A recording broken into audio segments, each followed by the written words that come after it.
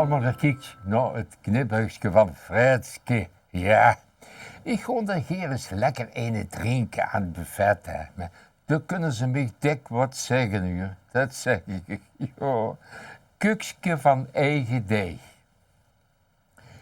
Piet en Tjeu, die zoten, wie iedere week samen heel net. In een stamcaféke, rustig met een pilsje aan het buffet. Met Piet moet tegen Tjeu hield ik hatelijk zijn. En ook deze keer zag hij tegen hem weer heel meen. Als ik zeg dat ik met een vrouw sliep, zie je dan kwaad?